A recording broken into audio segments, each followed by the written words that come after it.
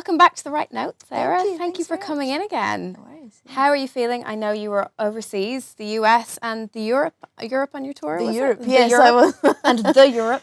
Yeah, I feel pretty good actually. Yeah, surprisingly so. Yeah, but I was away for a few weeks and then got back and quickly rehearsed with my band, and then we started my tour. You're touring with the group this time, because I know the last tour was Yeah. your solo tour. I remember when you came in and spoke to us last time, you were talking about that's that. right. Yeah, so that was about a year ago. So the tour I just did in Europe and America was actually just a solo one as well. So it feels really great to be back with the band, and because I don't play anything when I, when I sing with the band, I just concentrate on singing and cutting loose on the stage. So it's a nice thing to do after kind of feeling a bit chained to the piano for a little while. I mean, you wrote this album, Depth of Field, with a band, didn't you? I mean, there was quite a collaborative process. Yeah, it was. I wrote it with 3 guys that I've been playing with for like the last 10 years or so. But I mean, we just wrote it like piano, guitar, drum machine kind of thing, pretty simply. But we've kept quite, a lot of those, those main elements in the music. It does feel like it's interesting because we wrote the album on a stage and in a very sort of theatrical environment. And it's interesting now, I haven't really realised until now how it feels to perform it on a stage, because I've been playing it solo, like I said, and stuff. But to play it with the band, it's like that theatrical feeling has really kind of come back. So I guess you don't really know how it's going to feel. Like you can rehearse it, but it's not until you're actually on the stage that everything kind of comes to life. Well, at least for me anyway. Well, it's interesting because you used that sort of concept, didn't you, when you were writing it? I mean, it was great to get to see your process in that ABC documentary you made. And particularly for this album, I mean, because you've talked very openly about that sort of feeling of writer's block, I suppose, that you felt before you went into it. I mean, what was it like letting people into that process, to have them see that songwriting so openly in that documentary?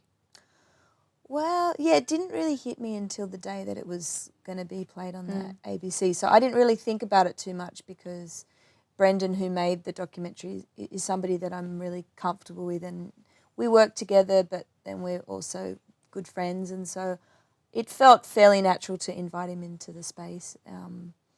But then when it was actually, well, sort of towards the end of the editing process, when he wanted me to watch it, and I just got to a point where I was like, I can't actually watch this anymore. I have to pull out of this whole process. And but then the night that it was aired, I found it really hard. Also, I didn't watch it. I went to bed really early. And it's not like, oh, woe is me, but it's just like nobody wants to watch themselves, and so it was difficult in the end to think that people were seeing a pretty. If a lot of it's fairly warts and all, but it's interesting because I became part of the process somewhere along the line, and I wanted to tell my own story within the fact that it was his story, because I realised as he started editing it that it was his version of my life, and I realised I wasn't really that comfortable with that, and not because I felt ashamed of my life, but I suppose just at this point in time, I wanted to be, I wanted there to be some element that it was, of me. I wanted it to be my telling of my story, and I realised how different perspectives are. And so I got more involved by recording these voiceovers, telling him what I thought my life was and how my life started, and telling about my parents and telling about my relationship with the people that I play with, because I did feel like there was something a little removed about it, and so it was kind of, that's why it ended up being quite confusing, because it was like I was watching this thing that looked like it was my film, but it's not my film. But then I'm narrating it, and I got really I got quite psyched out by Wow. it, to be honest. Well, I mean, you must have some sympathy then for those Bachelor contestants who get edited to be made the villain on those shows and things. I mean, that was like a mild version of what they have to go through. Yeah, I was definitely the villain at times in the, I don't think in so. the writing process. I've seen it. No, I mean in real life, I probably, I probably was. I mean, everybody has their moments when they're working very closely with each other. I mean, it's difficult to spend that amount of time with people and there not be some moments of, tension or. How does that manifest for you? Are you like a person who screams, or do you internalize? What is it? I've been told that I'm quite scary when I get angry, so I'm trying not to look you in the eye as I say that. But I'm the kind of person that's quite nice, and then all of a sudden kind of not nice. Right. In that I don't know. But I'm a bit of a walker-outer, a bit of a stormer-outer. It's not something I'm proud of, but that's honestly. But I have been known to raise my voice. What does it take to get you to that point, though? I think if I'm not being listened to, or if I don't feel like I'm being respected or something, I don't know, or just I don't know. I think when you feel really passionately about something, and you put a lot of energy into it, you can get it a little bit out of proportion in terms of how important it is in the greater world. And so sometimes it's just that tension of being day in, day out working on something and you lose a bit of perspective. And so that's sometimes when I lose the plot. Well, I mean, this might be a little bit left of centre, but I'm just thinking of you as a woman, creative, having to push across your vision and your idea. So not always that easy compared to how a man might have it. So perhaps we need to have those moments where we sort of flip out and show that this is ours, we're in control and we're the boss. Yeah. But I don't know if that's ever been an issue for you or if that's something that you've ever faced. No, sometimes I've definitely felt that way. And I'm not, like I said, I'm not proud of the way that I've dealt with it in the past, but I think that has been a source of frustration for me sometimes. Just feeling like people are trying to take things out of my hands, or they assume maybe that I don't know what I'm doing, and so maybe sometimes you do overreact because it comes from a place of of insecurity or a place of not maybe feeling respected in the past, or so I think unfortunately that has played into my my career and my working relationship with people. Sometimes it's necessary, I think. You just have to make your voice heard at a certain point. Yeah. It's just about trying to do it. So I how I was saying that, sometimes it feels like it's nice, and then not nice. I just try to be more consistently. Just be a bitch 100% of the time. People will be cool consistently with that. so people, I think I've just learnt to be a bit more direct and I'm not as afraid as I used to be I think I was often trying to be nice. Oh, is that okay? And I'm a bit of a panderer to things, but I think now that's one good thing about getting older. It's a great thing. Is I feel like I just don't really have the time to. I'm just going to get straight to the point most of the time. No, that's great to see. I think as well, like since you've put this record out and you've been talking about it, and even through the documentary, there's a real sort of frankness to you at the moment. I don't know if that's something as well that's come recently, but even how open you've been talking about sort of what led to the creation of this music, because I know it came out of a sort of a tough time. You spoke before about how you broke with some people on your team, that they left you before you created this, and I think that that's sort of a mark of maybe where you're at, it seems, with your headspace and things like that. I mean, would you agree? Do you feel like you're more open? Yeah, I do. I mean, I'm a pretty shy person, so generally, so I do find talking about things generally quite hard. But I do. I mean, someone was saying that to me the other day at the show, and I really felt that it does feel that way. I have lost a lot of my. I mean, I don't think I ever felt very inhibited with performance, but I guess maybe more in inviting people into what I'm doing or communicating with people potentially. But it's very hard to assess these things, with any kind of objectivity when you're talking about yourself. But I like to think that I'm more open.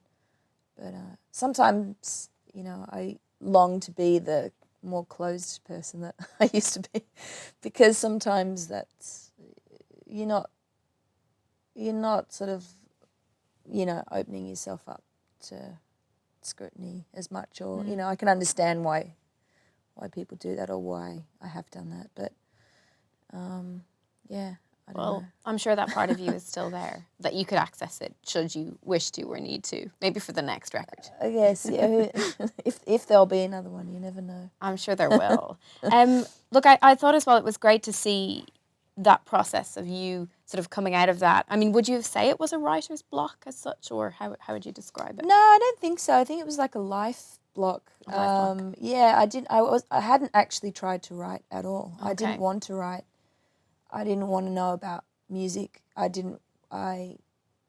was very disillusioned with anything to do with the music industry or the kind of the workings of the music world. I actually just thought I don't want to have anything more to do with this, which is a very heavy thing to say to you in an interview, but it's just how I felt. I felt like I was wanting to look for something new, or I don't know. I just felt like I couldn't really see a way forward. I just didn't, I don't know what it was.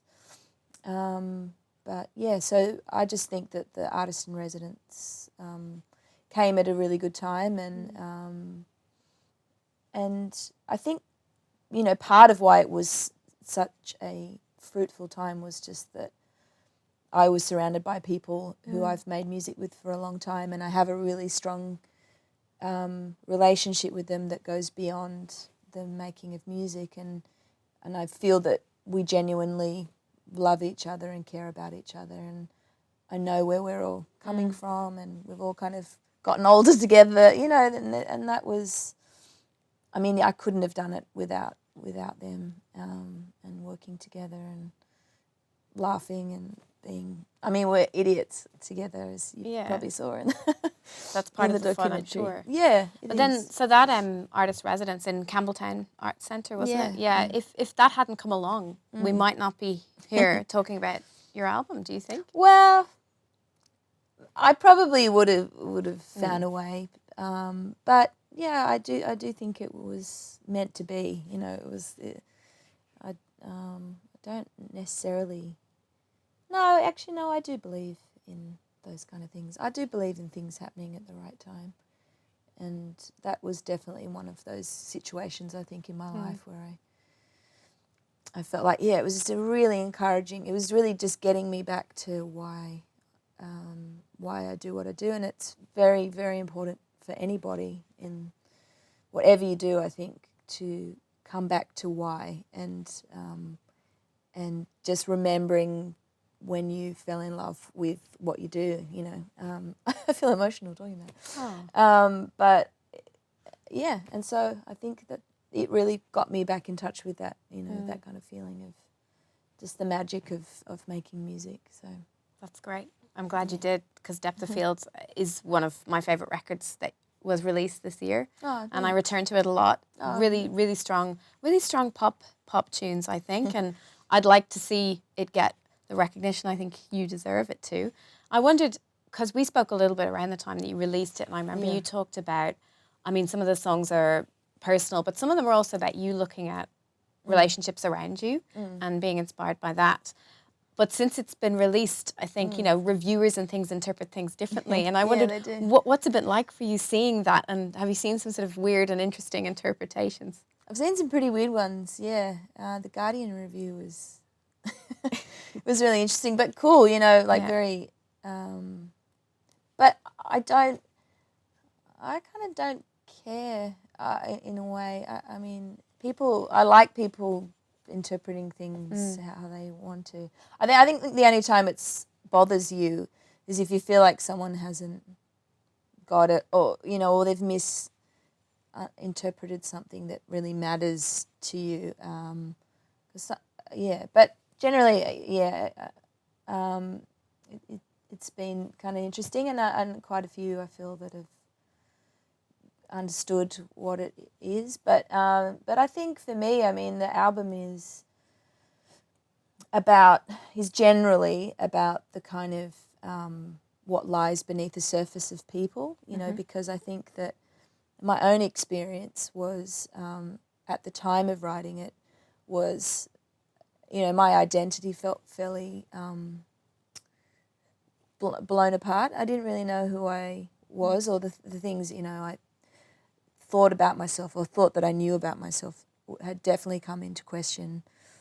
And I felt very adrift. And so I guess that's why I became fascinated in the identities of people in general, because once you sort of thinking about that for yourself, you can't help but look at the world around you in that way. And I became really interested in, people, who they think they are, and how the actual sort of reality of how they come across is very different. People might think they're very relaxed and kind of chilled, and then they're actually really, really stressy kind of people. And, people think that they've got this great family life, and but behind closed doors it's a mess. And, because, people are always so surprised when marriages or relationships kind of break up, because there's just this, there's a public facade, isn't there? And then there's the, as you say, the behind the closed doors. Yeah, so I don't know, I found it really, I got really intrigued by that. And so I did want to write from other people's perspectives, from stories that I'd heard, or just concoctions of my own mind, seeing the different sides in relationship, the people that sort of like the hurtful, dramatic ones in a relationship, and then the people that kind of that sort of foster that. And there's just so many sides to human relationships, and so many sides to people, that it's like an endless it is endless examination, isn't it? Inspiration. What did you feel like you'd lost of yourself? What was it of your identity that you felt you'd lost?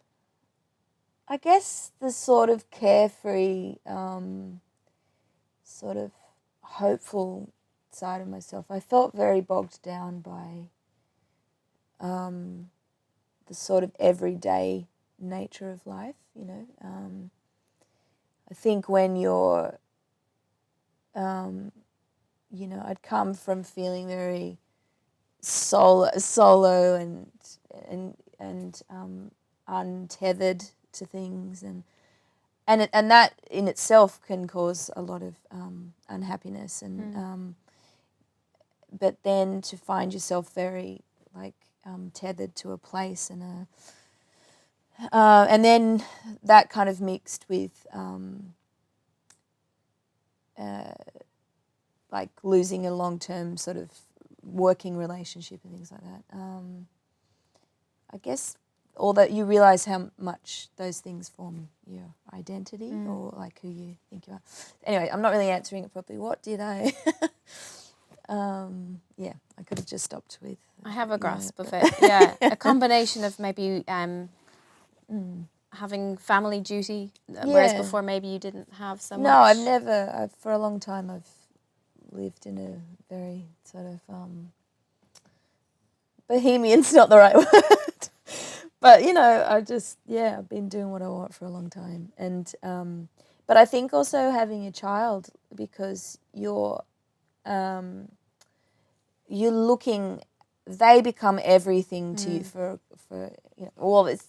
I don't know when it will ever go, but you're always just looking to them, like, what do you need? Like, what do you want? You get quite lost in that, and that is really a beautiful thing, and it's a really, it's an amazing thing to feel to be keeping somebody alive, and you know they're living, they're continuing to live. It's amazing. And you know, but you lose. It's very difficult to not feel lost in that. And I don't know that it's not that lasts forever, but there is definitely a significant period of time where that becomes all consuming, and maybe after that as well, like it's that you lose a little bit of passion for other things because there's so much passion going into that one thing, and it's essential to put that passion in. You know, you wouldn't want it any other way, but it comes with these things of like, well, who am I now? You know, and in some ways, I think I have a stronger answer now for those things.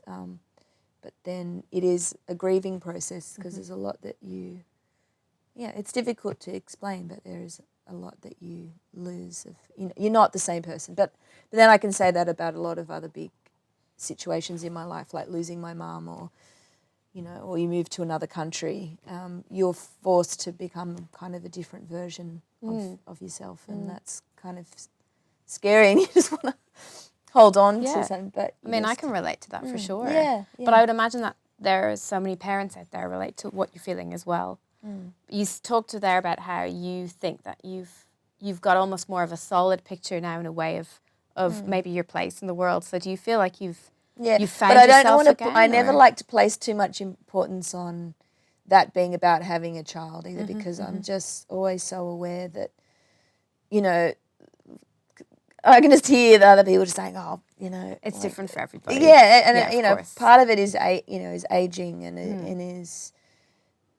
That's why I like to kind of say that any big life change, and I think it's just one of the one of those big life changes, like losing somebody, or of course. But do you so feel? What was the? Well, do you feel that you've sort of found yourself again? Do you feel happier in yourself? I feel like before you were saying you feel like you'd lost something.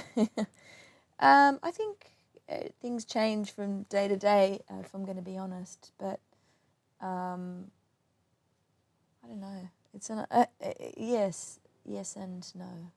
Look, it's a hard question.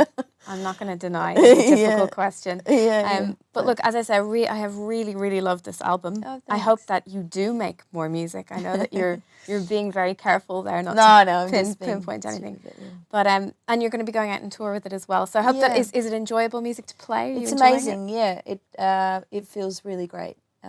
It's a very enjoyable album to play. So yeah, I'm really, and yeah, I'm enjoying performing in a way that I haven't before. So yeah, I don't know what that is. Well, enjoy every minute of it. Thank enjoy you, being up there. I hope it goes really well for you. Well, thank you very much. Thank you.